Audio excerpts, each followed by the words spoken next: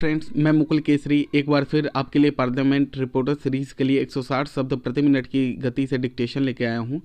अगर आपको ये वीडियो अच्छा लगे तो लाइक ज़रूर करें और कमेंट करना बिल्कुल भी ना भूलें। अगर आपने अभी तक मेरे चैनल को सब्सक्राइब नहीं किया है तो सब्सक्राइब जरूर कर लें और बेल आइकन को दबाना बिल्कुल ना भूलें ताकि मेरी आने वाली वीडियो आप तक सबसे पहले पहुँच सके।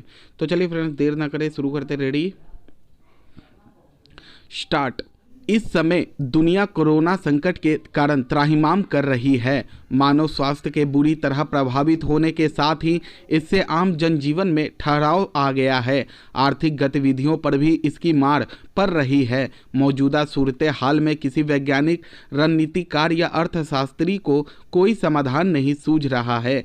हमें किस्म किस्म की आशंकाओं और अनहोनी के स्वर सुनाई पड़ रहे हैं। कोरोना से उपजी कोविड-19 महामारी का प्रकोप कब खत्म होगा, इस बारे में साफ साफ कुछ नहीं कहा जा सकता। अलबत्ता इतना तय है कि यह प्रकोप हमारी आदतों, रहन सहन और कामकाज के तौर तरीकों को बदल देगा।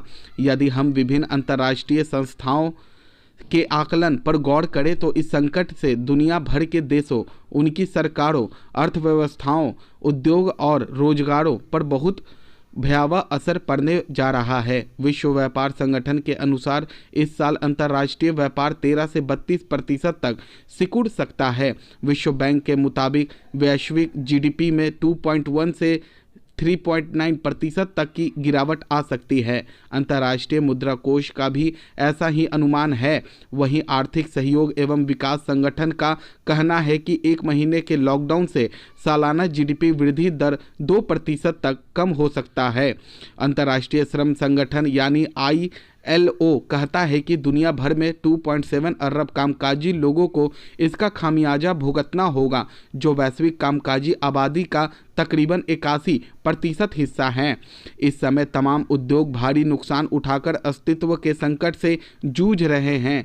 ILO ने 1 अप्रैल के अनुमान में कहा कि चालू तिमाही में कोरोना संकट से 19.5 करोड़ लोगों की छटनी की आशंका है।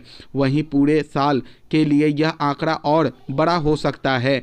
कुछ क्षेत्र इस आपदा से बुरी तरह प्रभावित हैं, जिनमें दुनिया के करीब 125 करोड़ लोग कार्यरत हैं।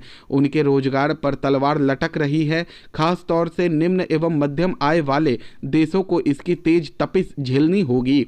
दुनिया भर में करीब 2 अरब कामगारों को असंगठित क्षेत्र में रोजगार मिला हुआ है।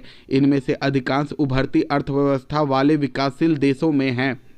ये सभी देश कोरोना संकट के कारण भारी वित्तीय दबाव में हैं।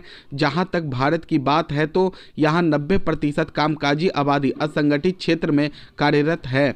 इस कारण करीब 40 करोड़ लोगों के रोजगारों पर संकट का साया मंडरा रहा है। वैसे कुछ चीज़ों के लिए आकलन करना आवश्यक नहीं, फिर भी कोरोना संकट के कारण जो अनिश्चितता और बदरंग तस्वीर उभरी है, उससे कुछ बातें एकदम स्पष्ट होती दिख रही हैं। इस आपदा ने साबित कर दिया है कि ऊंची जीडीपी का अर्थ यह नहीं कि ऐसा कोई देश महाशक्ति है।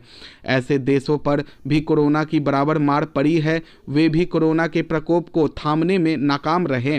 कोरोना कहर के बाद वैश्विक आपूर्ति श्रृंखला के समीकरण बदलना तय है।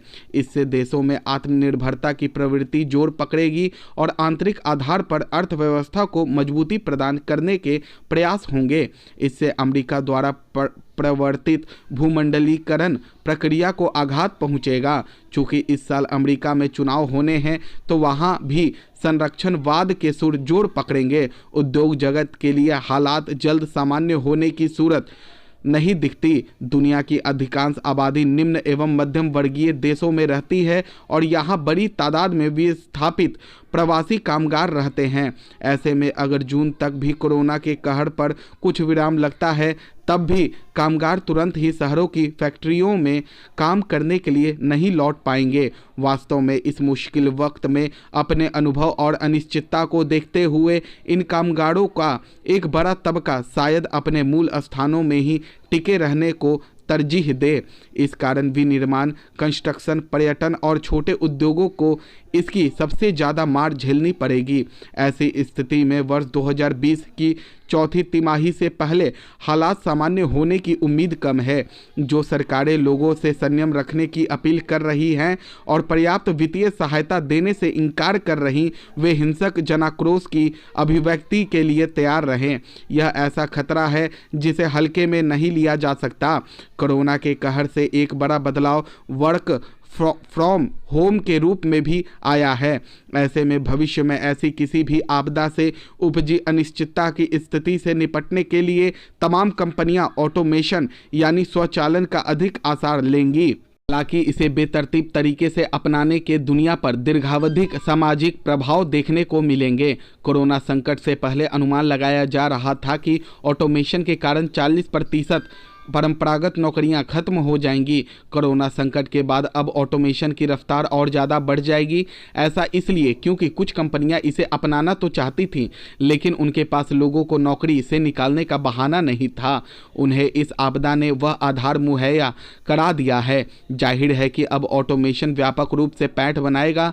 मेरे ख्याल से संयुक्त राष्ट्र को सतत विकास से जुड़े सहस्त्राब्दी विकास लक्ष्यों को नए सिरे से रेखांकित कर उसमें रिस्पॉन्सिबल ऑटोमेशन यानी जिम्मेदार स्वचालन को जोड़ने की गलती सुधारनी चाहिए।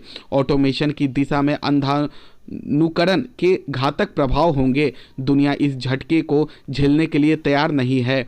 हमें यह नहीं भूलना होगा कि दुनिया भर में 7.7 अरब लोगों का भरण पोषण और उनकी आजीविका सतत विकास के लिए बहुत जरूरी है। इस लिहाज से एहतियात और पूरी समझ के साथ कदम बढ़ाए जाएं। तकनीकी प्रसार के साथ मुनाफा बढ़ाने की कवायद लोगों को शामिल किए बिना नहीं आगे बढ़ाई जानी चाहिए। यदि हम लोगों को इस परिदृश्य से बाहर कर देंगे तो इससे सहस्त्राब्दी विकास लक्ष्यों को ही क्षति पहुंचेगी और वे अपनी प्रासंगिकता खो देंगे। यह संयुक्त राष्ट्र के लिए परिस्थितियों के अनुसार अपनी दृष्टि बदलने का समय है। देर से ही सही, अगर गलती दुरुस्त की जाए तो उसमें कोई बुराई नहीं।